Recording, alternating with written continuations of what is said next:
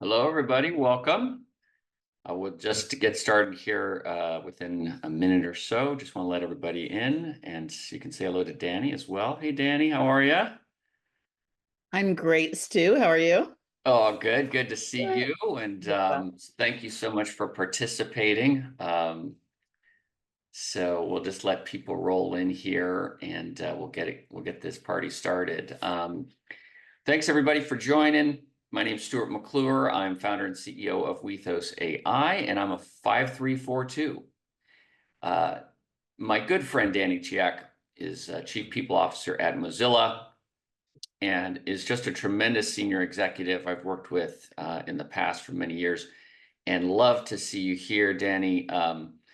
Please give a quick little backgrounder on yourself. I can never do it justice, and then we'll get things kicked off. Yeah, thanks, Stu. Dani Chehak here. I am a 4543 on the Wethos scale. Happy to be here with all of you this morning. A little bit about my background and who I am is I started my early career as a recruiter and transitioned to being a talent partner at Apple. And that was the early way we described what a PBP or a people business partner is.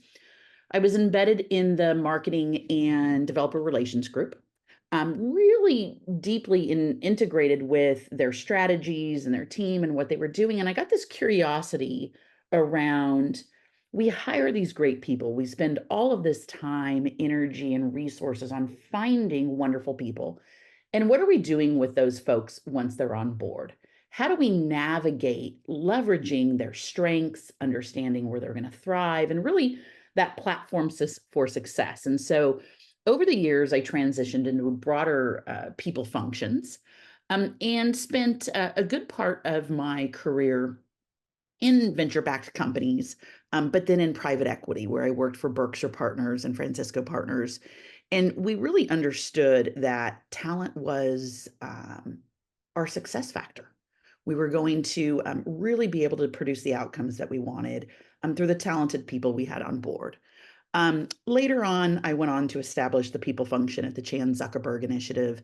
And over the last couple of years, have been the chief people officer at Mozilla. Awesome. Yeah, thanks, Dani. Appreciate that. I love that background too, starting with recruitment. I mean, you know talent and people very, very well, and you know the challenges of bringing people on and getting them productive and highly functioning sort of really quickly. Well, we've got an action-packed about 40 minutes or so, and then we'll have a Q&A certainly at the end. So we'll just get it kicked off. I have a quick question just to start the party off quick. I really want to hear your thoughts on, cognitive diversity. We hear a lot about the new generation of workers. We hear a lot about AI, obviously, in the workplace and where do you apply it. I'd love to get your just general thoughts on diversity of thought and really what is there a place in every company for this and every team, or is cognitive diversity somewhat of a specific use case, Yeah. that we can apply? You know, Stu, I think about it not only in the workforce, but in my personal life.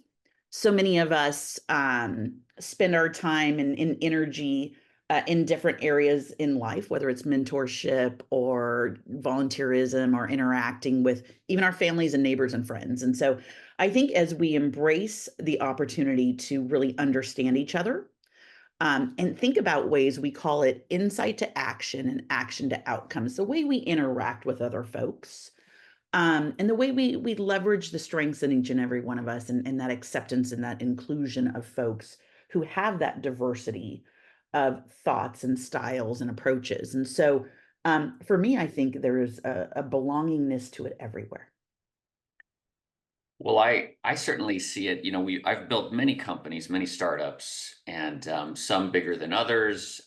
Some have exited quickly, some have been acquired, and I've stayed on with larger companies, bigger multinational companies. And what I've always seen a gap in, to be honest, is the appreciation for cognitive diversity. And it's the natural tendency to find people like you and group and collect together rather than manage the inevitable conflict or the discomfort that comes from thinking and talking and working with people that don't think like you, and valuing those inputs as not a threat to your survival, but simply good, visual, auditory inputs that you might not think about and you might not see. We talk about perception being so much of our understanding, and there's countless examples of how we all see the world in our own little way, and that the truth is something entirely different than what we see. And I think cognitive diversity and that metric, if you will, and we measure that in Wethos, and we're getting really, really great feedback and use cases in and around how people are applying some of that. To me, it's going to be really exciting, because I do see we're starting to see people engage with that metric, understand it properly, and then start to actually pursue the outliers in any team, and sort of uplift those outliers into a more highly valued state within the team dynamics, so that you'll listen to them more, because they do have an alternative view that you might not think. So, really trying to move away from that group think model, that, we've all had to deal with throughout our careers. Well, okay, let me pivot to where I think a lot of this begins and ends, and that is around communication. Now, we all know how hard it is just to begin with, communication starts with coming up with an idea and then verbalizing it. This part is actually incredibly challenging. We have great ideas, beautiful, infinite ideas, but being able to put it into words in a way that, number one, articulates your thought accurately, and then number two, actually gets it received by the receiver in the way that you're wanting to articulate it. Those are two, tremendous challenges. So I have a couple of quotes which I like to share here. So the first is, the more you know yourself, the more patience you have for what you see in others. That was by Dr. Erickson, who's a German child psychoanalyst, and he coined the phrase identity crisis. So I thought a really, really cool quote. The second is, most people, and this is a current one, I love this one, I just saw this one. Most people are so used to fluffy, indirect, sugar-coated speech that direct adult communication feels like an attack. I'll just take that in for a moment, right? And that's by Dr. Stuart Chawla, a British psychotherapist. So a couple of great places to anchor for us in talking about communication. Now, one of the primary thrusts, as you know, of WethosAI is to be able to know yourself, your team, and your company, and then to grow yourself, your team, and your company. So what we're going to do is kick off with a poll, first of 3 audience polls. We're going to have Jenny send that out in and around workplace friction. Please go ahead and respond, but Dani, I'll walk through this, and I'd love your thoughts as they sort of answer. But what do you think is the biggest source of workplace friction? The first one is miscommunication. Second, internal conflict. Third, misalignment of roles and responsibilities. Fourth, unclear expectations. Or fifth, just something completely different that we didn't consider. Just real quick, what are your initial thoughts? And we'll get back to the results.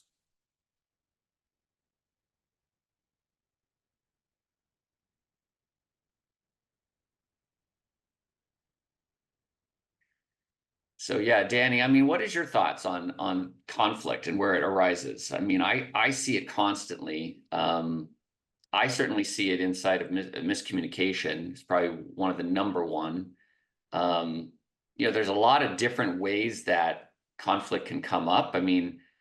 Certainly for me, it could be just misunderstanding what's happening, what somebody's saying or doing. It's not listening to people, what they're saying and what they're doing. It certainly can be incompetence, but it's rarely that case. It's usually just simple misunderstandings. What's your experience with this? Yeah, well, I'll confess I tried to vote and it wouldn't allow me, because I have quite a thought here. I think you're a panelist, so I think it doesn't allow. I tried to vote too. Yeah. Like, I want to vote. Yeah, I want to vote. I spend a lot of my time navigating internal conflict, whether it's one in a broader team setting, whether it's my own team, whether it's myself and someone. And I think so much of it comes down to the differences in how we maybe naturally navigate things, right? It could be how we naturally communicate, or how we think about a project and how we digest the information and we process it. I can tell you it's as simple as what I see is I'll have someone who very much looks at someone and says, I'm going to get straight to the point. I have someone else who says, well, that kind of felt difficult for me. And maybe I took it as a personal attack or an attack on my subject matter expertise. And the person's like, well, I was just questioning, right? I had one of these years ago, a couple of years ago, Stu, as I was beginning to use Wethos, where a member of my team, very highly skilled domain expert in an area that I have some decent knowledge, but it's one of those specialties of the people function. And we'd show up to meet, and I would say, hey, can you give me the details of this project? Can you give me a run through? She took this as I didn't trust her, or I didn't think her Mm-hmm. domain expertise was deep enough. I Mm-hmm. took it as, and my Wethos style told me, if I know something's on track, I will exit that conversation and go put my attention and time on something else. And Right. so what could have been this friction of mistrust, I'd put that in the, miscommunication as well. And once she figured out, and we used our Wethos to kind of say, how do we work together? She went, aha, I'm going to send you an update. We don't even have to talk about it. You'll be like, Mm-hmm. do you want your time back, or how can I unblock things for you? Right. And so suddenly we took this moment into really a strength of both of us. And, I wouldn't have known that without the insights. I would have had to work harder to find that out. And so would have she. And boy, once we did, Wethos gave us a little summary of us together as a team, and they said, you're a dynamic duo. And Mm. so we felt really good about ourselves after that, right? It was this That's chance awesome. to get each other. I love to hear that. Yeah, I agreed. I mean, the four scores plus, we're adding in more and more traits and cognitive biases inside of the Wethos platform to truly understand you in a 360 holistic way. But those four core scores really do a great job of quantifying and putting sort of a you on a graph in effect, so that you and someone else can understand each other. Mhm. And communication comes through in all of these areas with obviously the first one being ideas and how you come up with ideas or how you want to see ideas being created and crafted. And then of course relational. I mean, I can tell you countless stories at work, but also I'll give you a funny story at home. I mean, my wife and I are beautiful complements to each other. Like, so if you were to look at our graph, right, Dani, the graph, and you were to look at my wife's, it was exactly the opposite the whole way through, like this. It just goes like that. And it is, and I really do. In fact, I change her name in my contact list so that it's Tuesday and then her score, right? So that every time a call comes up or every time an email comes in, I'm reminded constantly, like, wait a second, you got to slow down. You've got to explain a lot, the pre, the post, and the problem before she will really engage and understand what I'm trying to say. Whereas I'm quick and dirty. I want to say one sentence and move on. Like that's me. And it can be taken, received so dramatically different than what I'm trying to present the information as. And without that knowledge, you end up just floundering. You end up just getting frustrated. You get short. You're not quite sure how to really communicate effectively and get your point across. So here's some of the results of the poll. So the first one came out, 45% was miscommunication, 19 internal conflict, which that's a very dynamic or a very complex and nuanced sort of option, right? Could mean a lot of different things. Misalignment of roles responsibilities only 3%, and then unclear expectations at 29, which really goes and feeds back into miscommunication anyway, right? It's sort of like a double bubble in that if you don't clearly articulate in the words and the tone and tenor and volume of the receiver, they're not going to hear you. They're not going to hear your expectations, what you're looking for from them, and what will measure as successful. Like, well, what is success in this request? So all of that, I think, comes together in that communication. So I love that poll. That's a great one.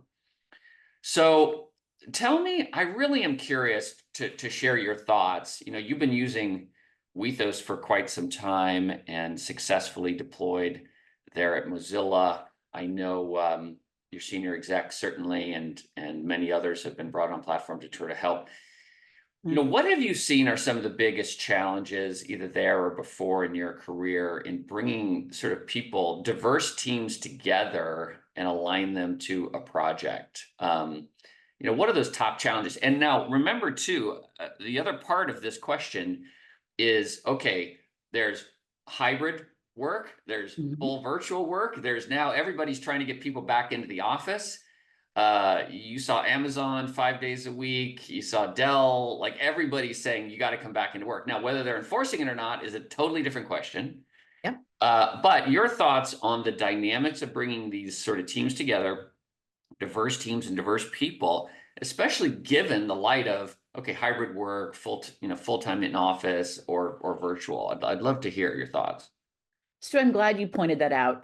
We are 100% virtual. We have been remote for as long as Mozilla has been around.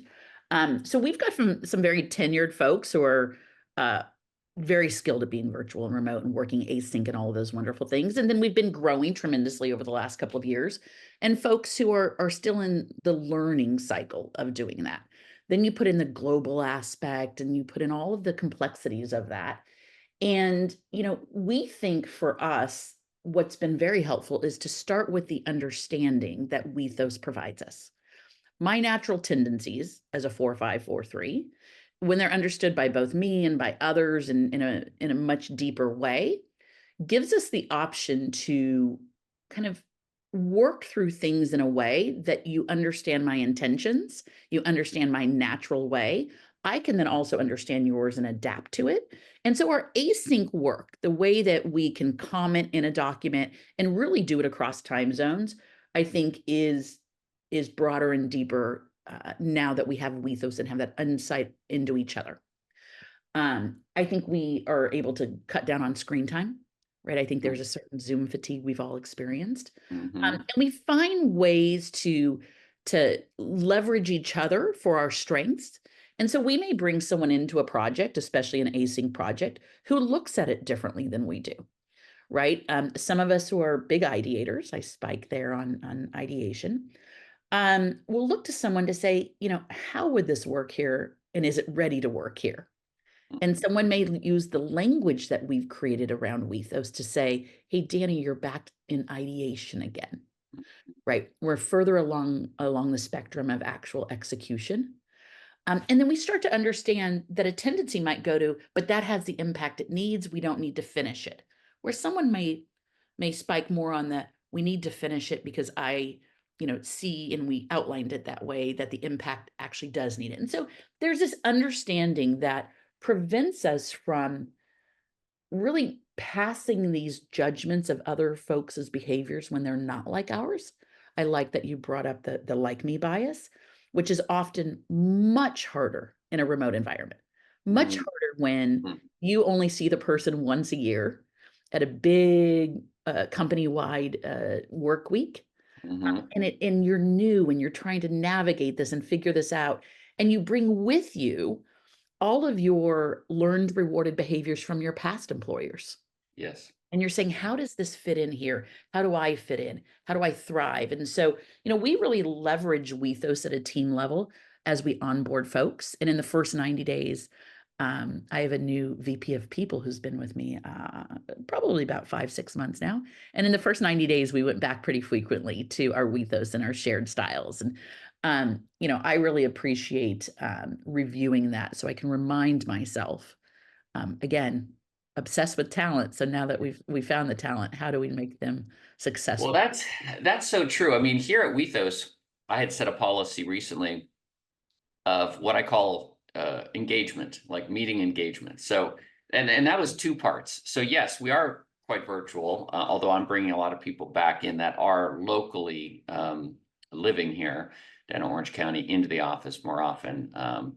But when it comes to being virtual, I've asked for two things. One is always be on video. I mean, unless you're driving and it's unsafe, or unless you're heading to the bathroom, I don't, whatever, bio breaks, be a visual, at least add to the visual elements of kinetic learning and communication. And then second is leaning in. Like I can't tell you how many videos, people that they're like this, or doing something else, right?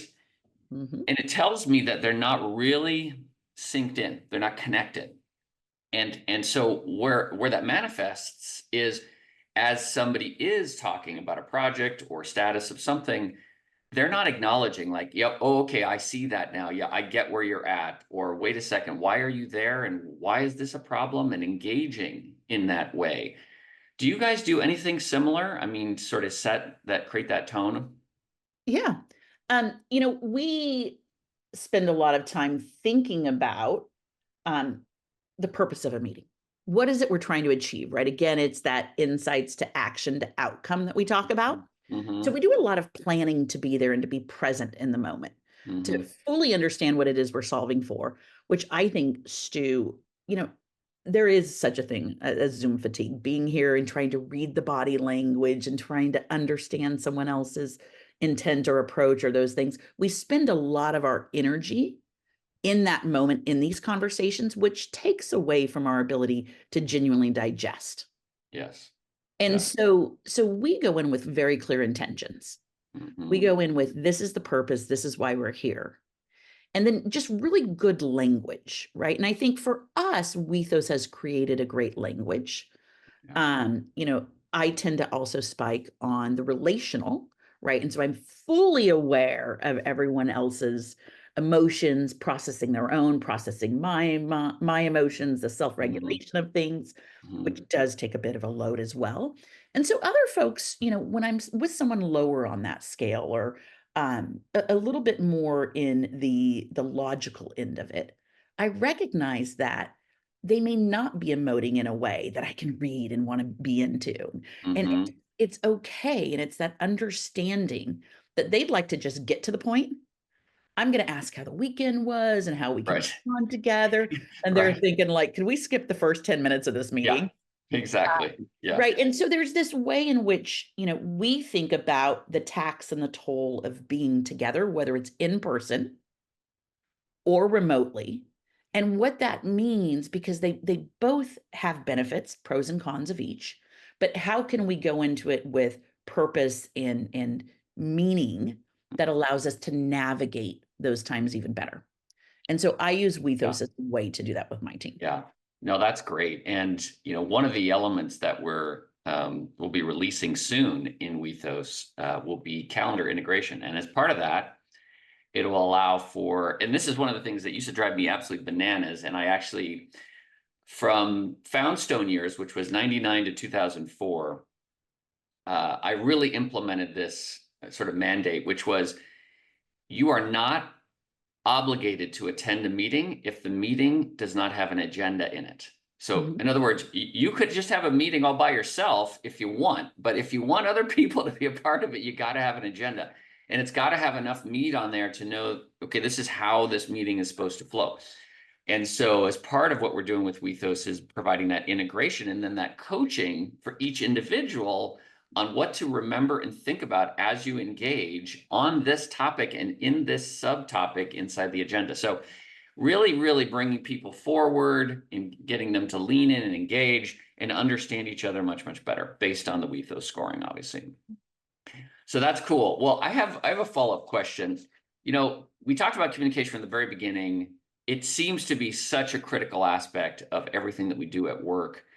Have you ever seen anybody with perfect communication or close to it? Because I have a story there, but I wanted to get your thoughts on it. Oh, I don't think so. Yeah. Right. And the reason why um, is because we're all unique and different. Mhm. Right. And, there's the old phrases out there and adages that you've got to say it, is it 30 times? You've got to do it 1,000 hours, Yeah. whatever it may be. Um, and some people want to spend more time in the communication and processing it in a way, maybe even talking it through and talking it out for themselves. And others are kind of like, could I have two bullet points and go?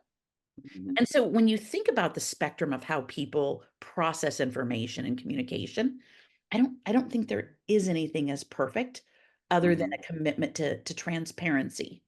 Yeah. And that's the closest to commitment I can, or perfect That's a great way to put it, actually. Yeah. A transparent. commitment to transparency. I like that. Yeah. And if you're tracking on where we're going with AI and Wethos for all of you out there as an audience, you'll start to realize that we are taking all of this intelligence, this information about who you are and how best you receive communication, but also how you engage with ideas, relation, action, order, attention, detail, communication, all these things.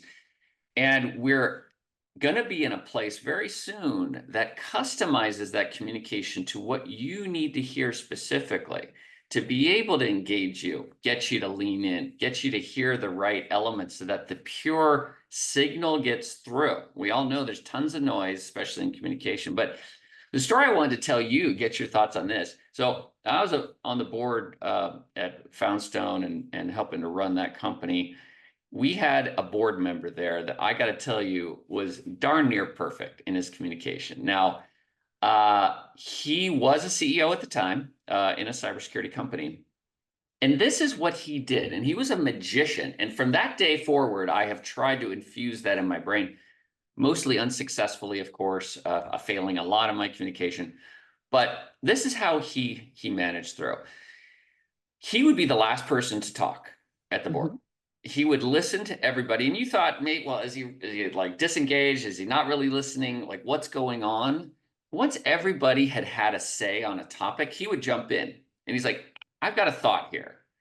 He would recap each person and what they just said, right? Got everybody to nod, like, Stuart, you had a great idea about XYZ. Dani, wonderful thought. I didn't think about that on ABC, blah, blah, blah. And then he would portray his idea.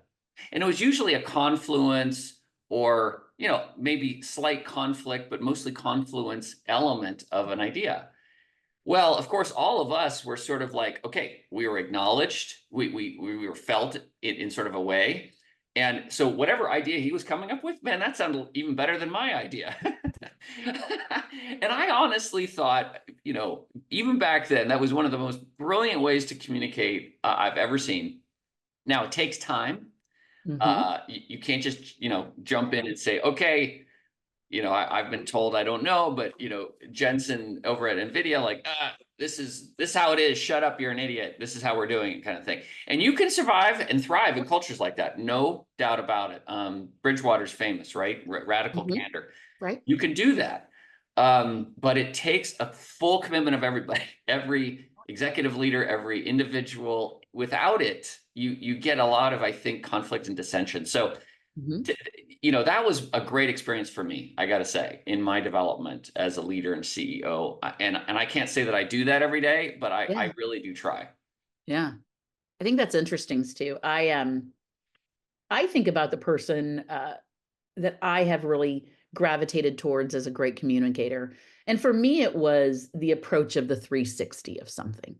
Hmm. The good, the bad, the ugly, Yeah. the positive, the negative, the neutral, all of the ways in which you come to something, and then allowing that their idea may have not been the best one.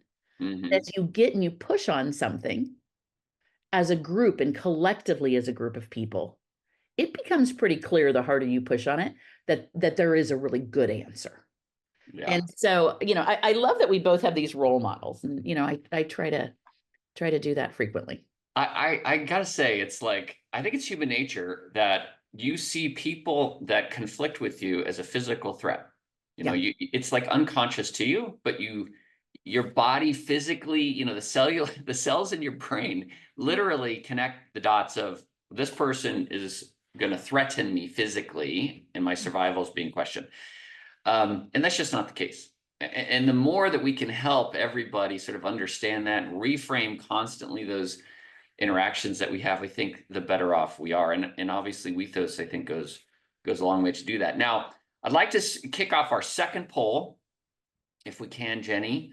What unconscious cognitive biases are most common in the workplace? Now, a big topic of conversation in and around Wethos and where we're going and what makes up a human mind and how a human mind and the neural networks work really is around these what we call cognitive biases, and they're unconscious largely. They are the things that create these shortcuts in our brain because our brains can't possibly take in all the input visually, auditorially, sensorily, all these elements to make decisions as an objective decision-making tool.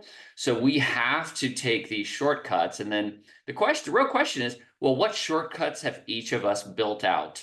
And how does that get infused into our engagements in the workplace, into projects, into working, communicating with people? So we have here the options, right? Confirmation bias, groupthink, anchoring effect, availability heuristic, sunk cost fallacy, and another one. Now, most of you will probably have to go look these up real quick. So we're going to go slow, okay? Many people are not aware of the cognitive biases that drive them unconsciously every single day. And I often say, and I don't mean this pejoratively or negatively at all, it's like most people are sleepwalking when it comes to knowing themselves. And the unconscious cognitive biases, to me, is almost 51% of it. You might say the traits, the behavioral traits that we manifest are the 49%, but it's the 51 that's unconsciously driving us every single day to make a decision. And sometimes for the best, like if you're making a decision to turn left or right in a car at a critical moment, man, use all those unconscious cognitive biases that you want to save yourself and to be safe. But in the workplace, that doesn't really translate. So how do you take some of these biases, acknowledge them in yourself, and then discover the manifestation of these things as you're interacting and engaging? So for example, confirmation bias, one of the most common biases, it basically says, hey, I have an idea. I like my idea. I want my idea to be most successful. So I'm going to be looking for any sort of confirmation by anybody or any data out there in the internet. You'll often search for whatever your idea is. You're going to search for somebody that's proven that your idea is correct.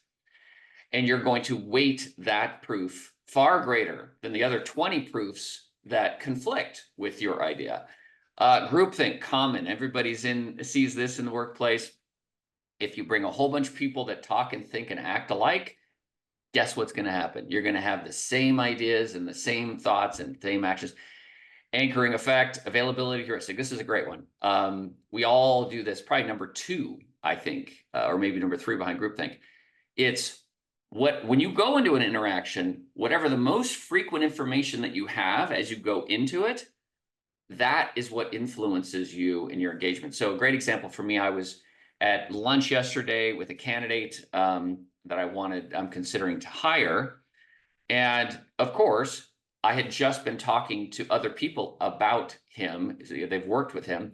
And the last bit of information that I had was very, very positive. So as I go into this lunch, I naturally bring that forward, and I think that, oh, this guy's rock star. I mean, we got to get this guy in here. But I actually called it out in the middle of the meeting, and I said, you know what? I bring, a lot of my most recent and most available information into this event, and so I want to stop doing that. I want to pull that out. So I'm going to be more objective. I'm going to ask you more objective questions as if I really don't have the answer. So great questions. I would love your thoughts, Dani, on all of these. Yeah. To have bias is to be human. To do something about it is to be, a great leader and a great peer and citizen. So I think it's how we manage them. I remember in the early days of most of us being remote, and we'd be in a Zoom channel and you'd see someone thumbs up an idea. And you'd quickly have this bias that said, well, if Stu did that, I better do it too. That's and, right. and there it would go. Yeah. And so I remember when we said, hey, let's not thumbs up ideas, but let's really give everyone the space by which to express their thoughts, their ideas, their opinions about such thing before we create the bias that's, the like me or the confirmation or any of those things, the group think of it all, right? And attributing to Stu his maybe position of power and or how brilliant I think you are. So you must get it better than me, and here we go. So I think, as we do things to manage these biases that we naturally have, it's really important, again, that we're aware of them, that we have action plans behind acknowledging when they're coming up, as you said you did, and then really understanding kind of how to move past them. and to get to a really good place and a really good answer. Mhm. For me, it's often how I leverage folks, again, using the insights I now know about the team I'm on, the team I'm with, so that we don't have groupthink, so that we can, with each other, really start to push on an item or a subject and really get to a good answer, and seeking out those people. It's so easy when I have a great idea to go to the people I know will like it as well. Exactly. Oh, Exactly. it's Oh, wonderful. love it. Right? Oh, You it's feel so so tough. important and so smart and just all the warm, fuzzy feels. Yeah, exactly. And then you're like, and there's 4 of you. Yeah. Whoa! Nailing it today. No, I think it's when we go to someone to say, what's the polar opposite of this? Like, what is my challenge? I worked with a chief of staff, and I remember I said to her, I said, would you just tell me you agree with me? And then start to push on the opposite side of this. Right. Right. And she'd say no, because you're not going to work as hard as you would if you thought. It's a And good, it's a we'd good work point. hard on it. Yeah. But I Good point. remember, please, because gosh, to have that person in my confirmation bias would have been awesome. So Yeah, exactly. truly, truly respect, but now I respect much more for Yeah. the ability to not, succumb to the confirmation bias of something. Yeah, no, exactly. And so the results are pretty clear. So confirmation bias at 68%, groupthink at 16, and then sunk cost fallacy at 12. And it is that confirmation bias, I think, is probably the number one bias you see Mhm. in every single interaction in team. So as you know, Dani, in the new team dynamics, you can actually map to, I think it's 40 different Yeah. biases that we're tracking on, and we add more and more every single week that we are getting to understand who you are and who you are inside of the teams. And so you can start to be aware of all of this and really have it make an effect on how you engage and lean in. So I love that we're doing all of that with the traits and biases. So let's really quickly just talk about maybe how you're implementing Wethos, or maybe your plans for it down the road, and what you're thinking about in terms of where we need to go in terms of like the future of work. So let me tee this up just a little bit. I mean, if you look out there and you talk about future of work, and we did a webinar recently about it, there are a lot of ways to think about this. But the way we're thinking about it is, in essence, is automation, integration, and bringing people together to create human plus AI Yeah. greater than AI alone.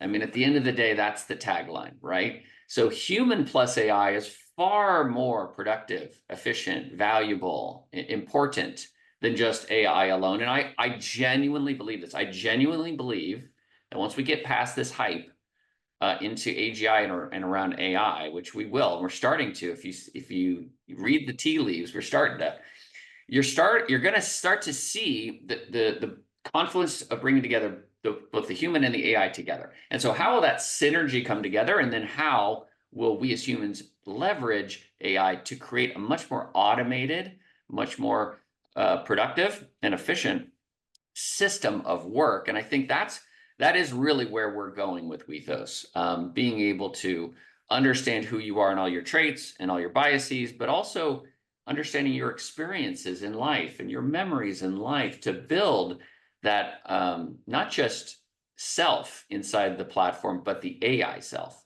that Yeah. you can augment that self with AI, and then also act on the functions of your job. So that's where we're going, and that to me is super super exciting. I'd love to get your thoughts though on all of that. Yeah. Well, I think you are on the frontier. You're a founder of the movement. You're out there exploring things that I can't even imagine. I'm an ideas five. You see it right there, That right? you are, Right there. right? Yeah. And I think AI is really the next big wave, right? Mhm. It is going to change the way we work. Will you find a software developer who's writing a line of code, or will they be writing prompts, Right. right? Will I be sitting down and writing a prompt that says, you know, help me perform this communication or this task or any of those things in the future? Absolutely, I do it today leveraging ChatGPT. So I think AI will be embedded in all of our work and in all of our lives. And What we care about so tremendously and we work towards here at Mozilla is that it's done for good, right? Mhm, And that's always a part of this wave that we're going through. mhm. And so, I believe in the potential of all of us, right? It's that obsession again I have with talent. But I also believe in the tools that we give people, right? And so what we've seen on our employee population, it was so cool. We've seen bringing together both their potential and AI to streamline, to understand, to accelerate, to provide the insights, to do planning, to do all of the things that we would have really spent a lot of time and energy, and it's that accelerant for all of us. I saw in one of our Slack channels this morning that someone built an AI tool to take our expenses and accelerate how quickly you could do those after a big company-wide work week in Dublin, Ireland. And I just thought the ingenuity, the ideas, and the way it's making people, kind of challenge a status quo and think about things in a new way, Yeah. whether you're someone who gravitates towards the idea of it or the making it operational. But I think you're going to see workforces really drive towards, as you said, right, the human plus the AI. Mhm. Um, and I sat and I was a little stuck late last night on something, and I had to write. It's probably way too late in the evening. I gave it a few prompts, and I came back and I said, "Oh, now isn't that interesting?" And it really was Mhm. this way in which I could translate my ideas into something um, that was usable and that had some impact this morning. And so I think you're onto something. I'm looking forward to where you go with it, as I think someone I'm out on the frontier of it all. I'm excited to share it, especially with you, Danny, and our early adopters. There's some really amazing capabilities that we're going to be able to show very soon, that will leave things like ChatGPT in the dust. Let me put it to you that Mhm. way. Yep. We are really creating almost a soul of you and a soul of everyone else that you need to communicate with. So one of the use cases that you can use today with Wethos, obviously on this part, to give you a little bit of a taste of where we're going, is of course with Wethos Copilot. So if you engage with Copilot, you can obviously ask it, let's say I need to send out an email, right, to this entire group, and I need to be able to cover these 3 topics, but I need it to be customized per person for them to be able to receive my message pristinely. It can do that easily, right? You can sort of prompt it, get that feedback. You can obviously ask for advice in around engaging others. So that it's a big part of, that co-pilot solution, and then the working together capabilities are really sort of just the literally the toenail in the water of where we're going, and you can sort of get a sense of what's happening with all of that, not just from a content creation, but soon in an action architecture as well. So you'll be able to actually act on those sort of subtasks of any sort of given project. All right, our last poll I want to jump into, make sure we've talked a lot about conflict management. We're going to ask this question of those that are on. Which conflict management approach do you find most effective? So please go ahead and respond as you will. I'll bring a couple of quotes into this mix that I actually love. The first one is the Buddha himself. Quoted in the Udana, which is, you shouldn't hurt others if you love yourself. Now, what that means to me and others, I think you can interpret a little differently, but basically, if you really do understand yourself, your limitations, your cognitive biases, right? Mhm. The things that you think incorrectly, if you really do understand yourself properly, you can't possibly find fault in others. Now, you can identify and help them develop more for sure, but you're not going to be hating on anybody. I mean, you're just not, if you understand yourself properly. So that's the first one. Second one, creativity comes from a conflict of ideas. Now that's Donatella Versace. And I will say that's my favorite in searching here. So creativity comes from a conflict of ideas. If we all just sit around the table and all just think that our idea is the greatest idea ever known to man, and that's or woman, and that we've got to go execute on this, I highly doubt that's going to be the best idea. That's just echo chamber. so the more that we encourage and embrace conflict of ideas, I think the greater our propulsion of productivity. And I don't know, what's your thoughts, Jim, quickly on that while we're waiting for poll?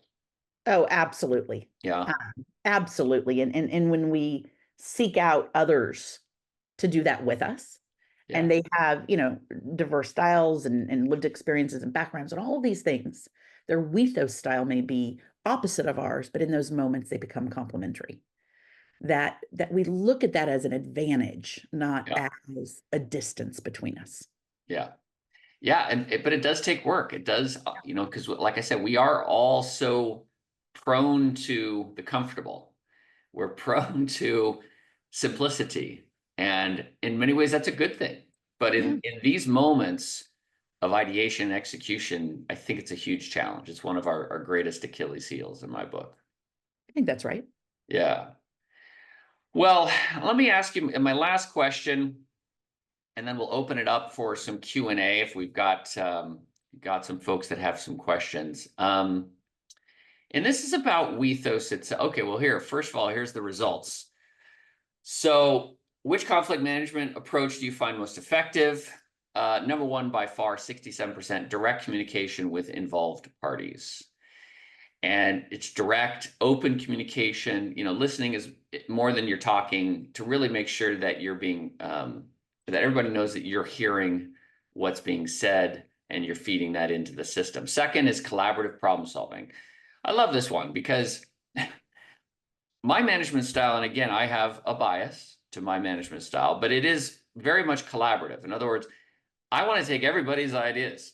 It could be a first-time intern and they just showed up last week. Like, Mhm. I don't care. Like, think about this problem and I want your thoughts. It could be literally, I have no thoughts. That's fine. But something, engage and just sort of give me your thoughts. So this is really, to me, one of the most important ways of managing conflict is involving everybody. Mhm. So let me go back now to the Wethos styles, and I know you've engaged a lot with Wethos and those styles within your teams.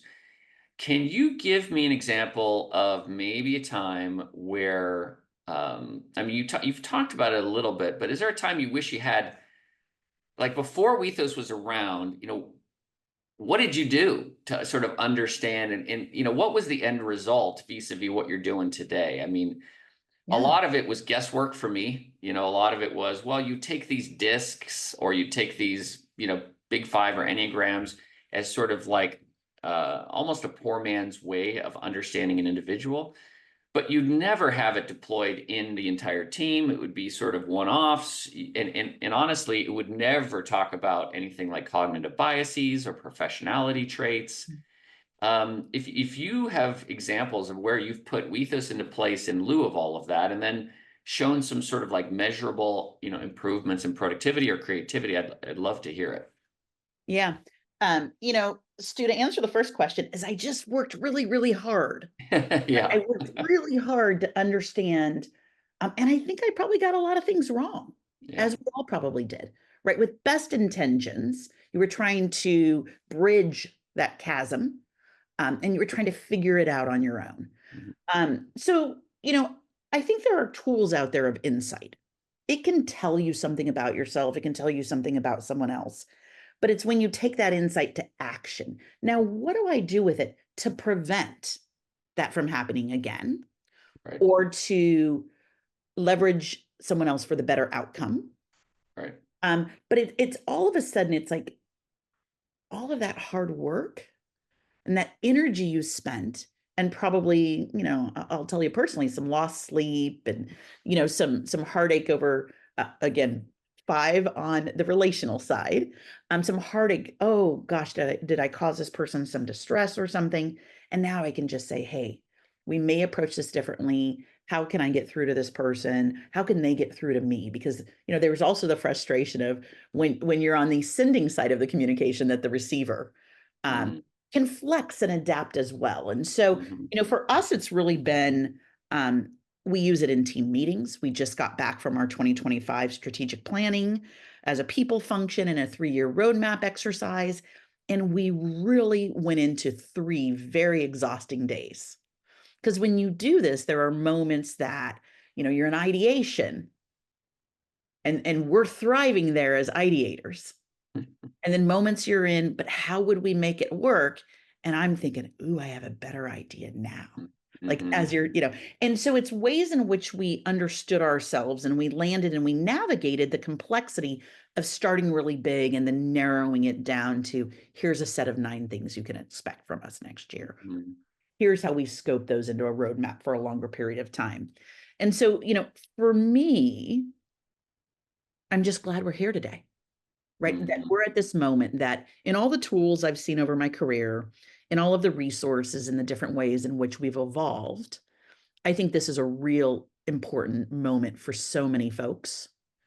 And for the next generation of technologists and leaders and managers and employees and, dreamers and entrepreneurs and all of those things, that if we can really leverage the resources we have in understanding ourselves and others, we can take away a lot of that frustration. I remember when I used to commute and I'd drive home at night and I, hands on the steering wheel, and I would say out loud to myself, it didn't have to be so hard. And I think that moment, I don't say that very often. I, in fact, can flip that issue and say, oh, wow, when Stu pushed on that today with me, we got through the heart of the problem, not the heart of each other or the heart of our miscommunication. And so, I think we're onto something here. Well, I don't know if you've heard this story, but we get probably every week, we get stories from customers and how they use Wethos. And one of the best stories I've heard in the last couple of weeks is from a customer that claimed she would literally cry for 5 to 10 minutes in her car before she would go into the office because of how difficult conversations were with her boss. Yeah. And she didn't know how to engage, how to understand, how to communicate what she needed to get done.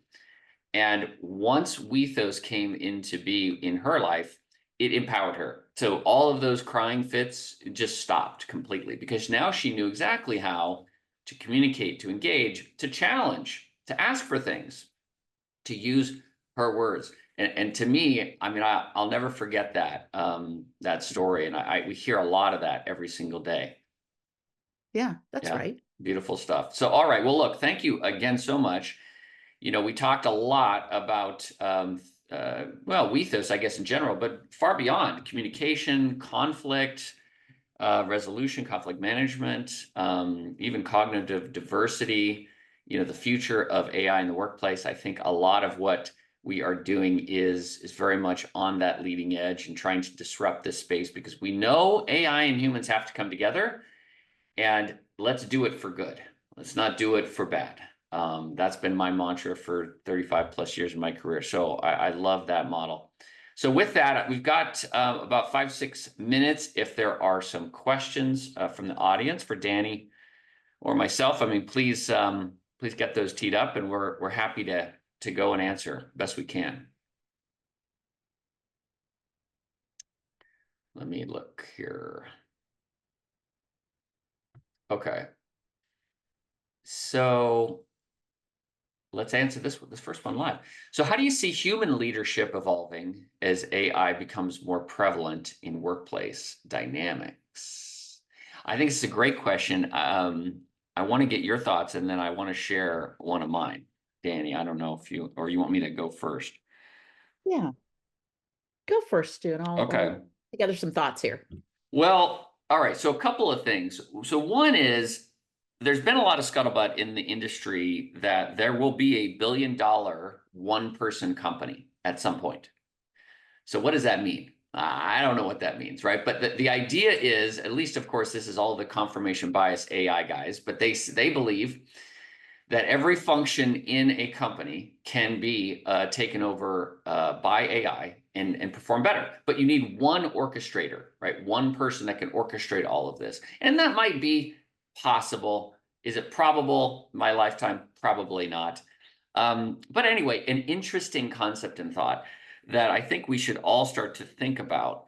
And certainly we accommodate for that here at Wethos, but still without removing the human from the equation.